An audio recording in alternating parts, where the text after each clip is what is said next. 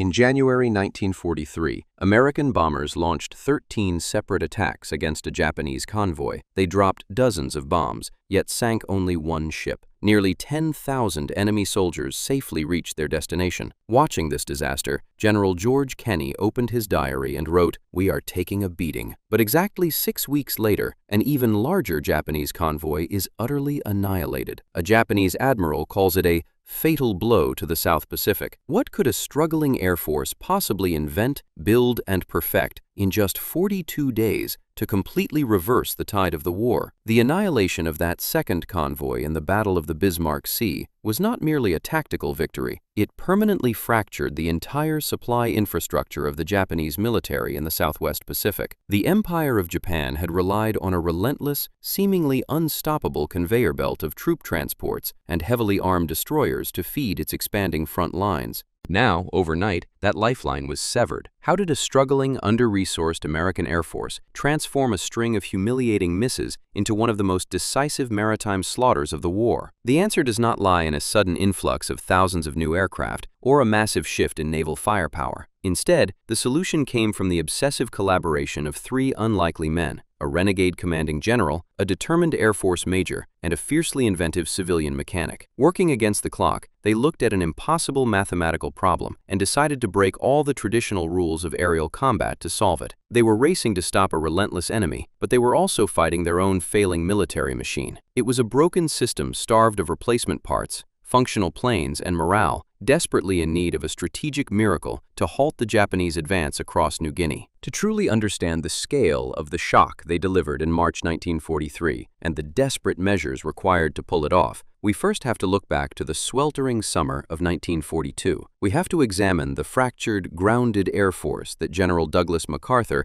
had just handed over to a commander of last resort. When Major General George C. Kenney stepped off the plane in Brisbane, Australia in July 1942, he walked into a military graveyard. The Allied air forces in the Southwest Pacific were in a state of operational collapse. General Douglas MacArthur, the supreme commander of the theater, was visibly furious with the performance of his aviators. He had already fired 2 air commanders in rapid succession. MacArthur openly distrusted his own air force, seeing it as a disorganized outfit that consumed vast resources while delivering absolutely nothing of strategic value to the ground war. Kenney inherited a logistical nightmare. His inventory on paper looked formidable, but the grim reality on the muddy airstrips of New Guinea was entirely different. Bombers and fighters sat immobilized, cannibalized for spare parts. Engines were ruined by abrasive coral dust. Aluminum airframes were corroded by relentless tropical humidity, and supply lines back to the United States were constantly delayed. When a plane broke down, it stayed down. Mechanics scavenged bits of metal and wire from wrecked fuselages just to keep a fragile handful of bombers airborne. Unsurprisingly, morale had plummeted. The physically exhausted aviators were battling malaria, dysentery, and a deep sense of futility. They knew they were losing,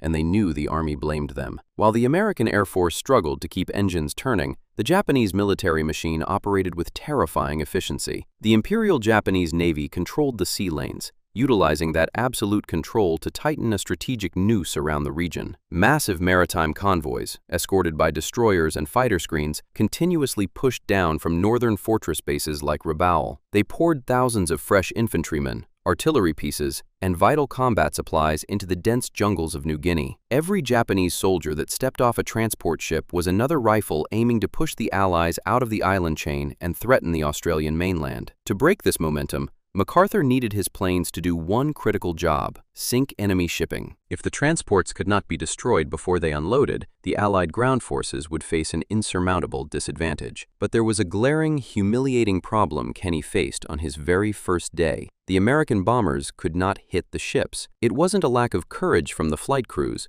who routinely flew through intense curtains of anti-aircraft fire and fought off swarms of Zero fighters. The failure was rooted in something much harder to overcome than enemy opposition. It was rooted in the unyielding laws of physics. The globally accepted military doctrine of the era dictated that heavy bombers should attack naval targets from high altitudes, typically dropping payloads from 10,000 to 20,000 feet. This doctrine relied on the highly classified Norden bomb sight, an analog computer heralded as a miracle of American engineering. The military claimed the site could drop a bomb into a pickle barrel from high altitude. Perhaps it could, if that barrel was permanently bolted to the concrete floor of a stationary factory in Germany. But a Japanese troop transport navigating the open ocean was not a stationary factory. It was an actively maneuvering target, and the complex math of a high-altitude strike against a moving ship simply did not work. Imagine the precise geometry of a typical bombing run. An American heavy bomber approaches a Japanese convoy at an altitude of exactly 10,000 feet. The bombardier hunches over his sight, twisting dials to input the plane's altitude, airspeed, and wind drift. He locates a heavily loaded transport vessel in his crosshairs. He tracks the gray hull, calculating its current speed and heading, projecting exactly where that specific ship will be by the time the bomb travels down to sea level. He presses the release mechanism, and a 500-pound bomb drops out of the belly of the plane. From the precise moment that bomb leaves the aircraft, gravity takes over. The heavy steel projectile will spend approximately 30 seconds in free fall, half a minute. In the context of a tense naval engagement, 30 seconds is an absolute eternity. Down on the ocean surface, the Japanese ships are not sitting idly waiting for the impact. Every vessel has dedicated spotters scanning the sky with high-powered binoculars. The moment they spot the silver flash of the bombs detaching from the bomb bay, alarm sirens sound across the deck. The Japanese captains immediately shout orders for hard, evasive maneuvers. A standard transport ship traveling at 15 to 20 knots will move forward roughly 1,000 feet during those 30 seconds of bomb fall. More importantly, it will aggressively turn. A ship can drastically alter its course in 30 seconds, carving a massive, erratic wake through the water to throw off the bombardier's calculations. By the time the bomb finally reaches the surface, the mathematics calculated half a minute earlier are completely obsolete. The ship is simply no longer where it was projected to be. The bomb plunges into the empty ocean, sending up a towering geyser of white water 100 or 200 feet away from the hull. It might rattle the steel plates. It might spray the deck with harmless salt foam, but it leaves the vessel fundamentally intact, its cargo of soldiers perfectly safe. Attack after attack ended this exact same way. The sky would fill with deadly bursts of anti-aircraft flak. American bombers would endure severe structural damage. Aerial gunners would fight desperately against intercepting Zeros. The battered planes would return to their jungle bases, trailing smoke and carrying wounded men, only to report that they had bracketed the target with near misses but secured 0 direct hits. Meanwhile, the Japanese transports would steam steadily onward, dropping anchor off the coast of New Guinea and offloading thousands of reinforcements directly into the combat zone. General Kenney stared at the dismal strike reports crossing his desk day after day.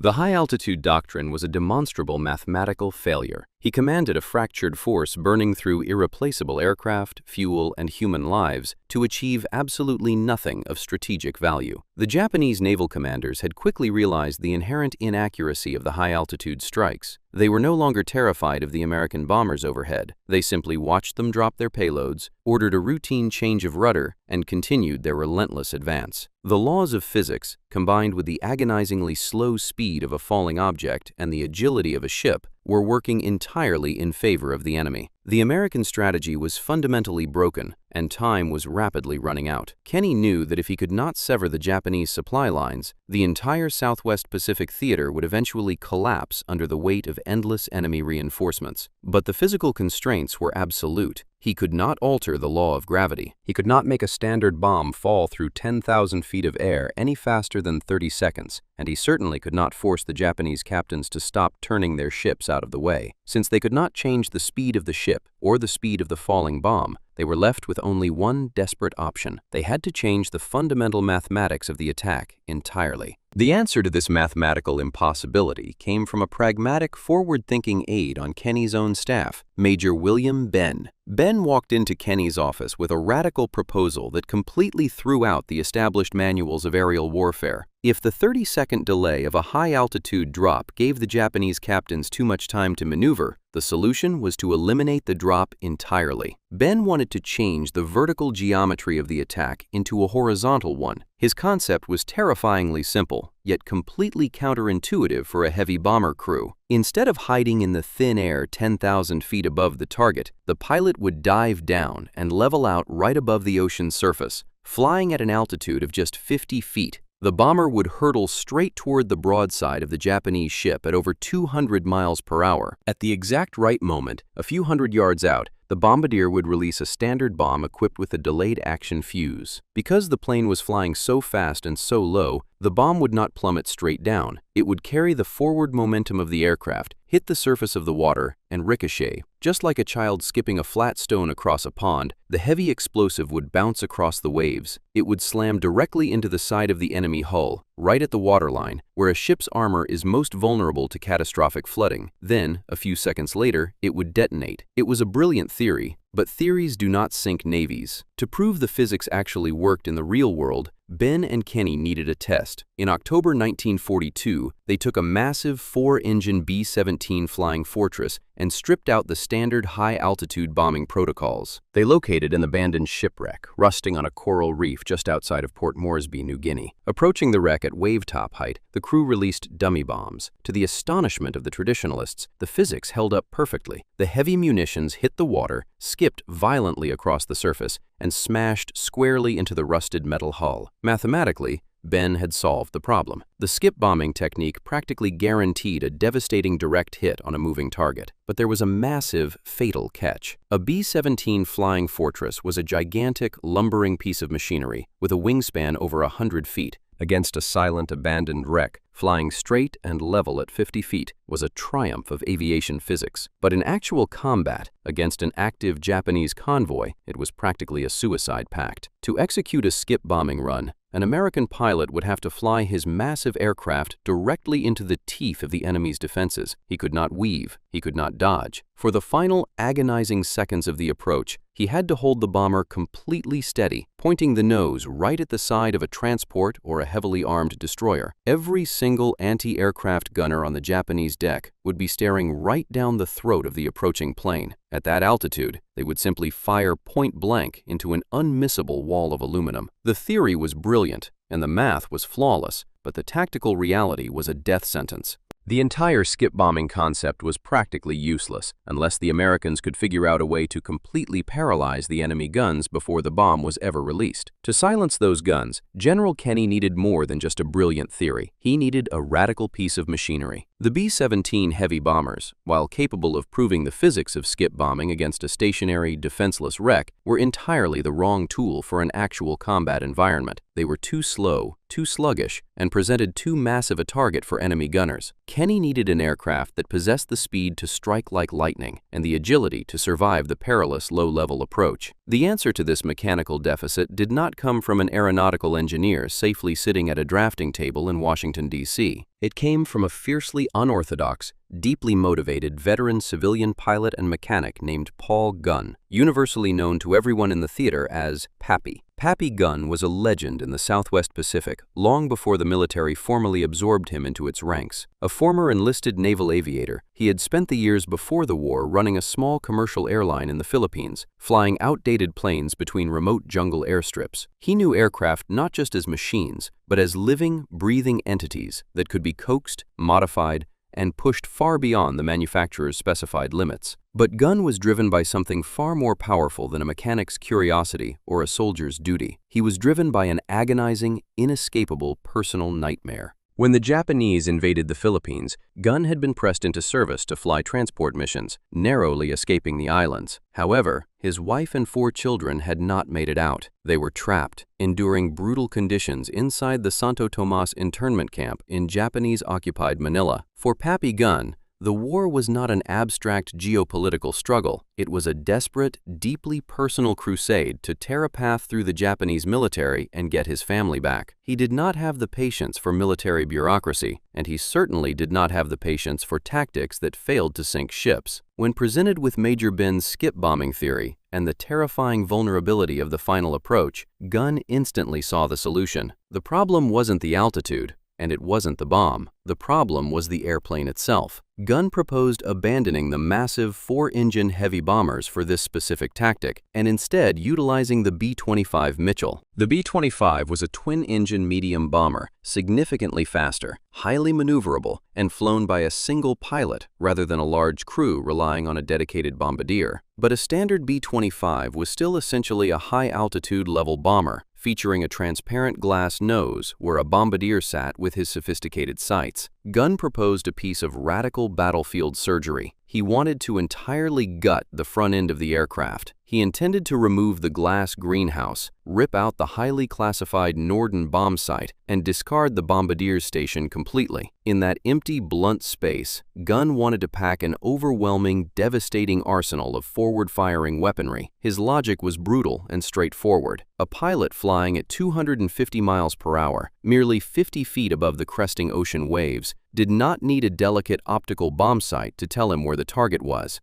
He needed to look straight out of his armored windshield, line up his aircraft with the broadside of a Japanese transport, and unleash a literal wall of lead. By installing a massive battery of .50 caliber heavy machine guns directly into the nose, firing forward in the exact line of flight, Gunn would turn the bomber into an airborne strafing platform. The pilot wouldn't just drop a bomb, he would physically sweep the enemy deck clear of human life in the critical seconds before the release. He would shatter the anti-aircraft gun tubs, shred the spotters on the bridge, and completely paralyze the ship's defenses. The Japanese gunners could not shoot down the approaching bomber if they were scrambling for their lives behind thin steel bulkheads. It was a strategy of aggressive, preemptive suppression to protect the attacking aircraft. In any normal military environment, executing a structural modification of this magnitude would require a mountain of paperwork. Blueprints would have to be drafted, submitted to the Army Air Force's Materiel Command at Wright Field in Ohio, evaluated by aeronautical engineers, tested in wind tunnels, and eventually rolled out to production lines over the course of a year or two. General Kenney and Pappy Gunn did not have 2 years. They barely had 2 weeks. Kenney gave Gunn a blank check and full authority to bypass every single regulation in the Military Aviation Handbook.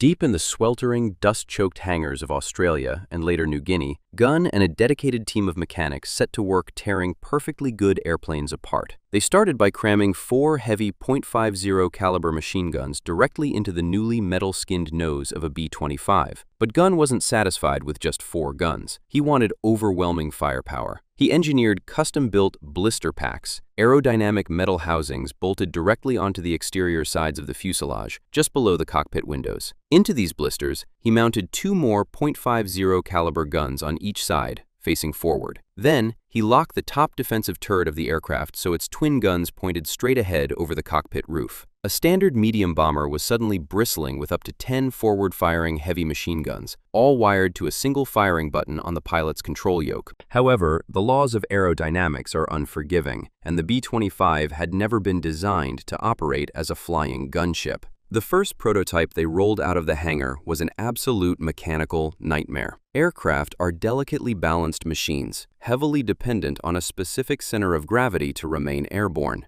Gunn had just taken hundreds of pounds of cold steel guns, heavy mounting brackets, and thousands of rounds of linked, brass-cased ammunition, and shoved it all into the extreme forward tip of the airplane. When the test pilots throttled up for the first flight, the results were nearly disastrous. The aircraft was so violently nose-heavy that the pilot had to fight with every ounce of his physical strength just to pull the yoke back far enough to unstick the front wheel from the dirt runway. Once in the air, the plane flew like a brick, constantly wanting to nose over and dive straight into the ground. But the severe weight distribution was only the first crisis. The true terror emerged when the pilot actually pulled the trigger. Firing 8 or 10.50 caliber machine guns simultaneously generates a massive, concussive wave of recoil. When the pilot opened up the throttles and squeezed the firing button, the combined recoil force of the weapons acted like an invisible wall, slamming into the aircraft and visibly bleeding off critical airspeed. Worse,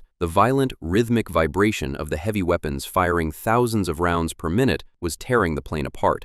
The muzzle blasts were so intensely powerful that the shock waves literally popped the aluminum rivets right out of the bomber's thin metal skin. The nose section threatened to buckle and shred itself into pieces in mid-air under the sheer stress of its own firepower. The engineering team did not wait for official factory fixes or technical bulletins. They simply engineered brute force solutions on the flight line. To fix the center of gravity, they stripped out unnecessary equipment from the front and desperately shifted weight to the rear. They relocated heavy lead counterweights, moved the crew armor plating, and even repositioned auxiliary fuel cells further back in the fuselage to balance the aircraft like a teeter-totter. To stop the plane from vibrating itself to death, they scavenged thicker sheets of steel and duralumin, riveting heavy reinforcement plates directly to the skin around the muzzles to absorb the punishing blast waves. They worked around the clock in suffocating tropical heat, their hands covered in grease and hydraulic fluid, turning a fleet of standard bombers into highly specialized, highly illegal weapons of war. Through sheer stubbornness and mechanical genius, they forced the modified B-25 Mitchell into existence. Yet, possessing a devastating weapon is fundamentally useless if the men operating it do not know how to wield it. As the first handful of heavily modified B-25s finally balanced out and became airworthy, the focus shifted from the hangars of Australia to the muddy, malarial airstrips of Port Moresby, New Guinea. Here, the aircrews faced an entirely different kind of brutal challenge. They had to completely rewire their own survival instincts. Every single pilot in the Army Air Forces had been relentlessly drilled in the doctrine of altitude. They were taught that altitude was life, that diving down toward the ground in a heavy twin-engine bomber was a recipe for a catastrophic crash. Now their commanding officers were telling them to deliberately fly massive airplanes practically into the dirt, skimming the ocean waves at speeds where a single momentary lapse in concentration would send them cartwheeling into the water. General Kenney ordered the squadrons to begin rigorous, obsessive training on the rusted hulk of the SS Pruth, the same shipwreck sitting on the coral reef just outside the Port Moresby harbor that Major Ben had used for his initial high-altitude tests. For weeks on end, the skies over the reef roared with the deafening sound of Wright Cyclone radial engines. The training was a sensory nightmare, demanding a level of multitasking that pushed the pilots to their absolute physical and mental limits. Imagine the cockpit environment during a practice run. The pilot pushes the yoke forward, the altimeter unwinding rapidly as the heavy bomber plunges toward the sea. He levels off at exactly 50 feet. The ocean surface is a terrifying blur flashing past just below the spinning propellers. The heat inside the unair-conditioned cockpit is sweltering, sweat stinging the pilot's eyes. He has to fight the heavy, sluggish controls of the unbalanced aircraft just to keep it flying straight and level. Ahead of him, the rusted mass of the shipwreck looms larger by the millisecond. There is no bombardier to take over. The pilot is entirely alone in the execution of the attack. At roughly 1,000 yards out, he must align his crude optical gun sight with the broadside of the ship. At 500 yards, he squeezes the trigger on his yoke. The entire aircraft shudders violently as the nose guns roar to life, filling the cockpit with the acrid stench of burnt cordite and deafening noise, sending a concentrated hose of tracer fire slamming against the rusted steel of the wreck. He must hold the plane incredibly steady through the violent vibration of the recoil. Then, in the midst of this chaotic, shaking, deafening dive, he must rely entirely on depth perception and instinct to judge the exact split second to press the bomb release button on his throttle. The margin for error was virtually non-existent. If the pilot released the bomb a fraction of a second too early, the munition would hit the water at the wrong angle, dig into a wave, and sink harmlessly to the coral floor, or worse, skip completely over the target vessel and detonate on the other side. If he held on to the bomb a fraction of a second too long, the aircraft would be too close to the ship. The bomb would hit the hull, detonate, and the resulting massive explosion would instantly shred the low-flying B-25 with its own shrapnel and a towering column of seawater. And throughout all of this, the pilot had to pull back aggressively on the yoke the instant the bomb dropped, violently hauling the bomber up and over the ship's masts to avoid a fatal mid-air collision with the superstructure. Day after day, the crews flew mock attacks against the Pruth. They practiced until the terrifying dive became pure muscle memory. They learned the precise angle of attack required to make a 500-pound chunk of steel skip across the water. They learned how to coordinate their strikes, flying side by side in aggressive formations that would completely overwhelm a ship's defenders. They were no longer high-altitude bombardiers relying on complex mathematics. They had transformed into low-level aerial assassins, relying on speed, surprise, and overwhelming forward firepower. While the American crews in Port Moresby were desperately perfecting their new tactics, 300 miles to the northeast, the Imperial Japanese military was setting a massive operation into motion. At the sprawling, heavily fortified naval base of Rabaul, on the island of New Britain, the Japanese High Command was finalizing the details of Operation 81. Their strategic objective was clear and critical. The Japanese garrison at Lae, on the northern coast of New Guinea, was facing severe pressure from Allied ground forces. They desperately needed massive reinforcements, fresh ammunition, and logistical supplies to maintain their foothold and prepare for future offensives. To accomplish this, the Japanese gathered a formidable maritime force. In the deep natural harbor of Rabaul, 8 large transport ships rode heavily at anchor, their cargo holds packed to the absolute brim. They were carrying the bulk of the Japanese 51st Infantry Division, nearly 6,900 battle-hardened combat troops, fully equipped with artillery pieces, vehicles, aviation fuel, and mountains of combat rations. To protect this vital cargo, the Japanese Naval Command assigned a powerful escort of 8 heavily armed destroyers. These warships were bristling with anti-aircraft batteries and commanded by veteran officers who had spent the last year operating in the perilous waters of the Southwest Pacific. By late February 1943, the convoy was fully loaded and preparing to steam out into the Bismarck Sea. The sheer scale of the operation was a testament to the logistical might the Japanese Empire could still project. Moving thousands of men and thousands of tons of material across open, contested waters was inherently dangerous, but the Japanese commanders at Rabaul projected an aura of absolute confidence. They were not blindly sailing into danger. They had carefully calculated the risks based on hard historical data. They knew that American reconnaissance planes would likely spot the convoy.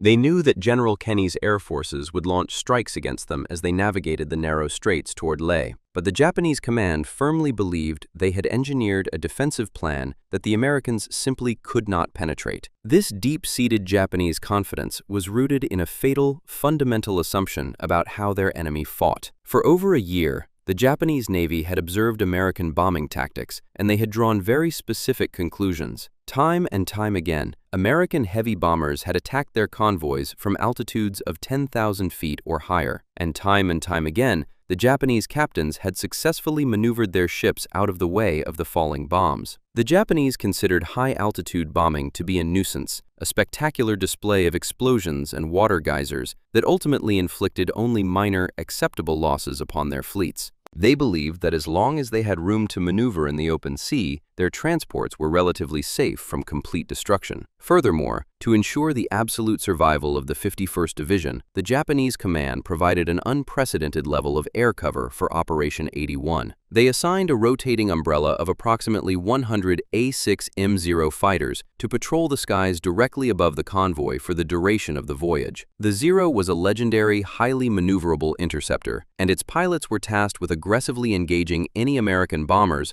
that attempted to position themselves for a high-altitude drop. The defensive doctrine was solid, logical, and based entirely on past experience. The destroyers would point their anti-aircraft guns high into the clouds, the Zeros would intercept the heavy bombers at altitude, and the transports would weave through the ocean, dodging the few bombs that managed to fall through the defensive net. The Japanese commanders meticulously planned for the war they had been fighting since 1941. They prepared their anti-aircraft gunners to scan the stratosphere. They briefed their fighter pilots to look for lumbering bombers miles above the ocean surface. They were entirely, utterly certain that the American threat would come from above. As the massive convoy weighed anchor and began its slow, deliberate journey into the Bismarck Sea, they were sailing beneath an impenetrable umbrella of perceived invulnerability. They did not know that the rules of the air war had been violently rewritten in the sweltering hangars of Australia. They could not fathom that the Americans had spent the last 6 weeks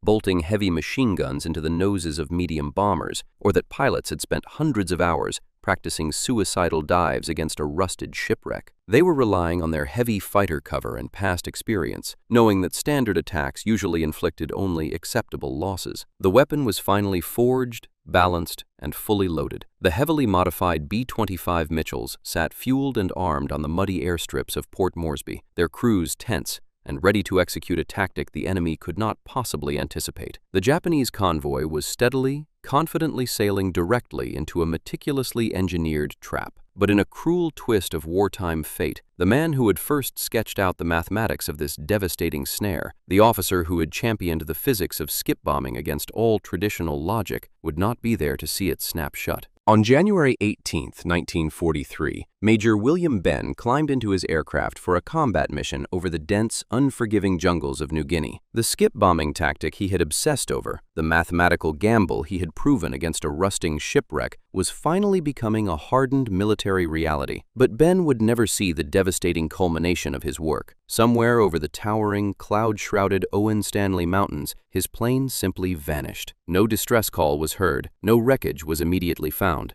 he disappeared without a trace, missing the ultimate test of his revolutionary theory by just 6 weeks. General Kenney had lost one of his most brilliant tactical minds right as the definitive confrontation of the campaign was materializing. Despite the emotional blow to the command staff, the brutal timeline of the war did not pause to mourn. By the first days of March, the sprawling Japanese maritime armada, designated Operation 81, was churning through the deep, turbulent waters of the Bismarck Sea. 8 massive transports, riding low under the weight of nearly 6,900 troops and critical artillery, formed a tight, disciplined convoy. Flanking them, 8 heavily armed destroyers cut through the swells, their wakes tracing white lines of defensive geometry across the dark ocean. High above, layers of A6M0 fighters continuously circled, their pilots scanning the vast blue expanse for the inevitable American retaliation. On the morning of March 3, 1943, the confrontation finally arrived. Aboard the Japanese flagships, radar operators stared at their screens as the distinct, glowing blips of incoming Allied aircraft materialized. Sirens wailed across the convoy.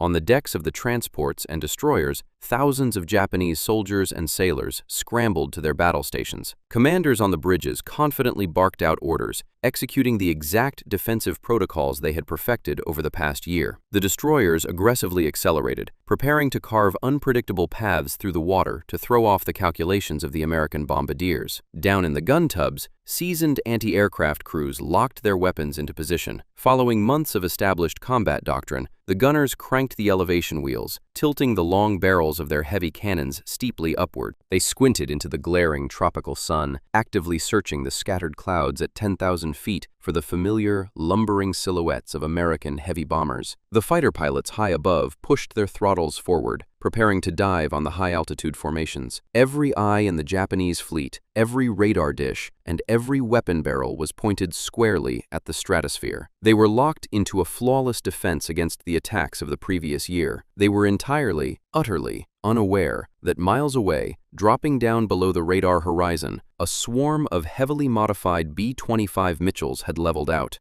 The Japanese gunners stared into the clouds, completely blind to the fact that the real, terrifying threat was currently skimming the crest of the ocean waves, accelerating straight toward their unprotected broadsides. The assault began as a masterpiece of lethal, multi-layered coordination designed to systematically peel away the convoy's defenses before the killing blow was struck. High in the glaring stratosphere, traditional B-17 bombers made their presence known, acting as massive, undeniable bait. Exactly as Japanese doctrine predicted, the Zero fighters swarmed upward to intercept, but the moment the enemy screen committed to the high altitude, squadrons of American P-38 Lightnings plunged out of the sun. They violently tied down the Zeros in a sprawling dogfight miles above the ocean, entirely neutralizing the Japanese air umbrella. With the high-altitude defenders distracted, the mid-level strikes commenced. Australian Bristol bow fighters swept down out of the clouds, their twin engines roaring as they raked the upper superstructures of the enemy ships with heavy cannon fire. The sudden aggression forced the Japanese spotters to duck